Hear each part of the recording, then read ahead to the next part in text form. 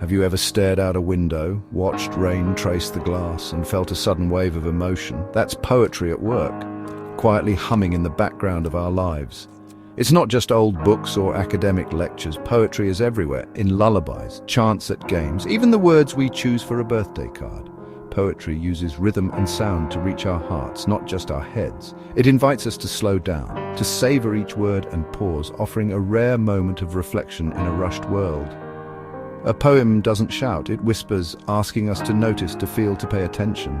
That's why poetry endures. It helps us make sense of joy, loss, and the small wonders around us.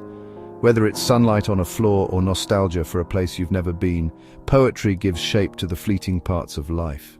It reminds us our inner worlds matter. When we ask, what is poetry? The best guides are poets themselves.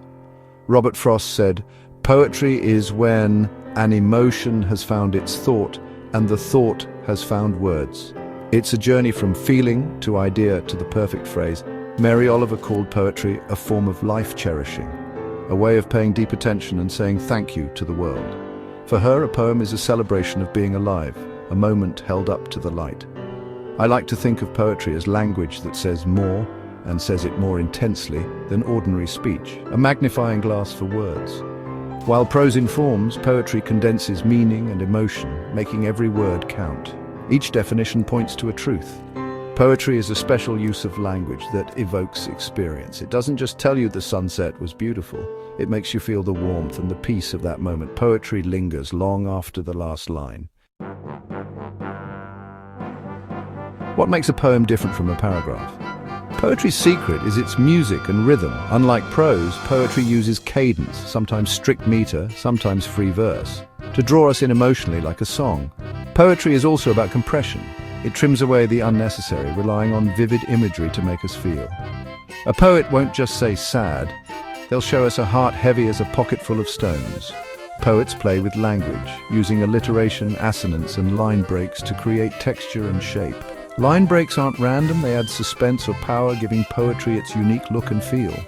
While prose explains or narrates, poetry aims to create a moment of heightened experience. It's less about answers, more about capturing the essence of a feeling. Poetry isn't just for classrooms or libraries, it's everywhere. Song lyrics use rhythm, rhyme, and metaphor to capture emotion in just a few lines. Advertisers borrow poetic tools, catchy slogans, alliteration, puns, to make messages memorable. Even a heartfelt birthday wish or a social media post can be a small act of poetry as we search for words that truly connect. The poetic impulse is about noticing, choosing words carefully, and reaching for meaning. So look for poetry in your daily life, in music, in ads, in the way you speak to those you care about. Try reading a poem, not to analyze, but to feel, or write a few lines yourself. Describe the morning light, the sound of footsteps, the curl of coffee steam. Poetry is simply noticing the world and sharing what you see.